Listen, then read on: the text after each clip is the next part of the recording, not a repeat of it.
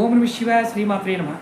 ఈ షార్ట్ వీడియోలో ఎవరైనా సరే కుటుంబ సభ్యులు కావచ్చు, మిత్రులు కావచ్చు, తెలిసిన వారు ఎవరైనా గుండె జబ్బుతో బాధపడుతూ ఉంటే వారు మందులు వాడుతున్నప్పుడు ఆ మందులు సరైన ఫలితాన్ని ఇవ్వనప్పుడు ఆ జబ్బు నయం కావాలన్నా ఒక చిన్న పరిహారాన్ని ప్రయత్నించేయండి. ఇది గురువారం నాడు ఉదయాన్నే సూర్యోదయానికి గంట ముందు ఎక్కడైనా అరటి తోటలో కానీ ఇంటి దగ్గరైనా సరే గెల వేయని అరటి చెట్టు, అంటే గెల రాకుండా ఉన్న అరటి చెట్టు దగ్గరికి వెళ్ళి నమస్కారం చేసుకొని నీరు పోసి చెట్టుకు ఉత్తరం వైపు ఉన్న వేరుని తెచ్చుకొని దాన్ని అష్టద్రవ్యాలతో దాన్ని శుద్ధి చేసి అష్టద్రవ్యాలతో శుద్ధి చేయాలి. దాన్ని ఆ అరటి వేరుని 3 ముక్కలుగా కట్ చేసి పసుపు, అంటే మామూలుగా పసుపు రంగు ఉన్న సిల్క్ వస్త్రంలో దాన్ని కట్టి కుడి చేతి దండానికి కట్టుకోండి. అంటే ఇక్కడ కట్టుకోవాలి. ఇలా కట్టుకోవడం వల్ల మీకు గుండెకు సంబంధించిన ఇబ్బందులు గురుబలం చేత తగ్గుతాయి.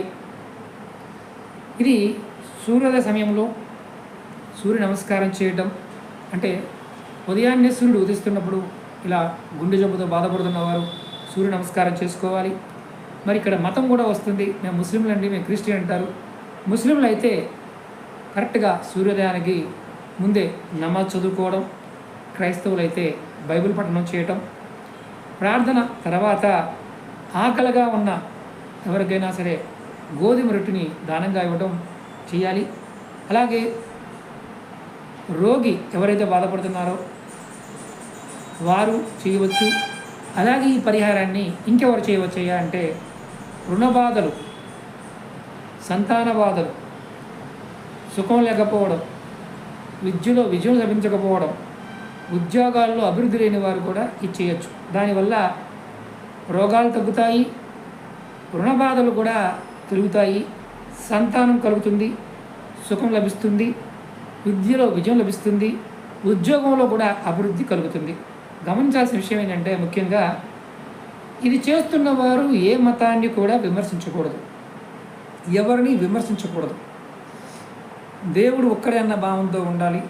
అలా ఉన్నప్పుడే దీని ప్రభావాన్ని పూర్తిగా చూడగలుగుతాం.